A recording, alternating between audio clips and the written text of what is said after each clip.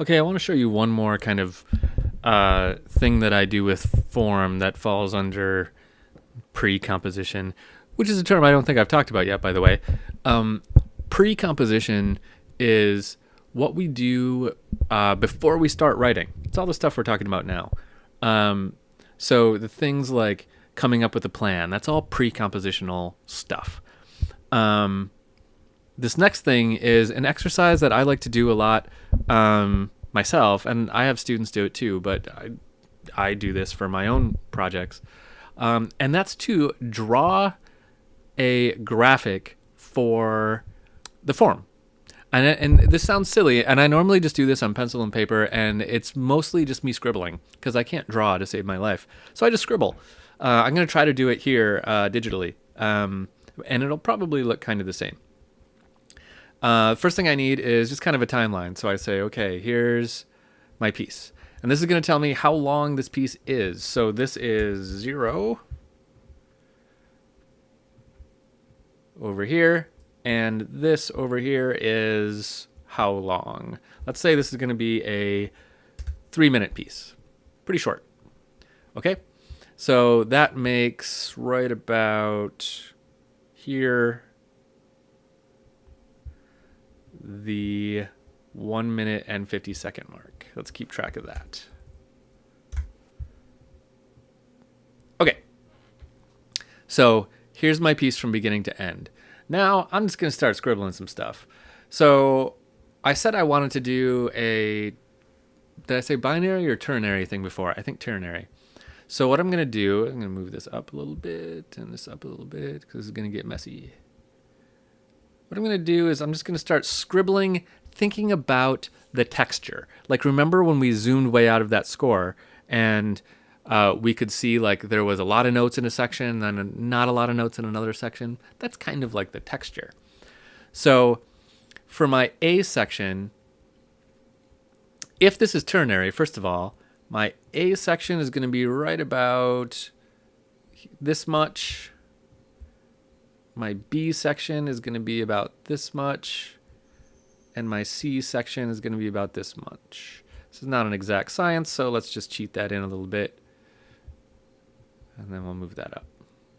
And let's just be clean about it and do that. Boom. There. Okay, A section, B section, C section. Okay, so my A section it's going to have a little melodic thing. It's going to be this nice little melody that's going to kind of hover above things like that. That's cool. Harmonies are going to be long and simple. So this kind of a harmony thing, and then, it's going to be just like notes held.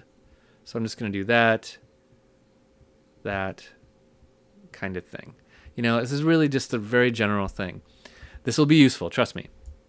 My B section, I'm going to have a similar nice melody floating above it, but underneath, I'm going to have a lot more turbulence here. My harmony is going to be moving around a lot more. Okay, so it's going to be a little more frigid, or not frigid, a little more motion in the harmony down there. So that's cool.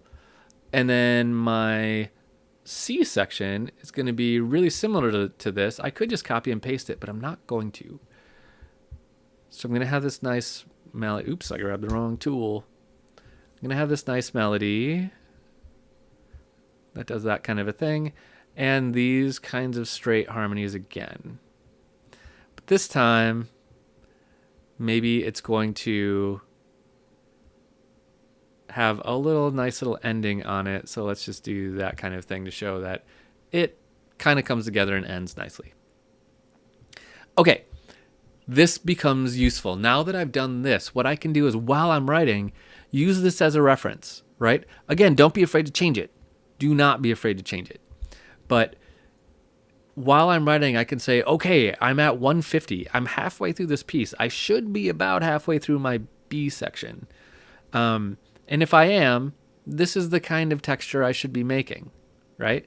This is more useful when you're doing a much more complex harmony, when you have lots of different stuff. But we can even dissect our timeline a little bit more. Let's say this should be about 50 seconds. Actually 30. And oh, did anyone notice my goof here? That should be about 130. This should be about 1 minute.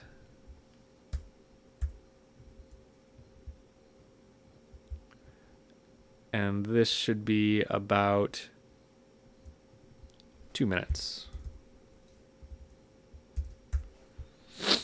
Okay, so now while you're writing, once you're 30 seconds in, this is going to help you see, okay, I should be halfway through my A section now, right? So that means that it's time, if you're writing a melody and you're working on it, it might be time to start thinking about how you're going to wrap it up and lead it into this B section, right? So this gives you these kind of landmarks, things you can see that'll help you plan so that you don't have this abrupt transition from A to B, right? It's a map. Think of it like a map. It tells you where you're going, right? It gets you from literally point A to point B, but in this sense, section A to section B. Having these little graphical diagrams is really useful to me. I do it all the time. For big orchestra pieces, I've sat there and just like scribbled and scribbled and scribbled just to make a good map for how I'm going to make my piece. So don't be afraid to do this. This is a great tool. I strongly recommend it. Okay, now that we've talked about form sufficiently and the pre-composition, let's dive in and talk about theory. Now, I have all these other theory classes. So in this class, what I'm going to focus on, I'm kind of assuming you know a little bit about theory, not a lot, but what I'm going to do in the next chunk is I'm going to just talk primarily about harmony. Writing harmony and writing chord progressions. Chords and chord progressions is what we're going to talk about. And then after that, we'll talk about writing melodies and some tricks to writing melodies. Okay, so let's dive into harmony next.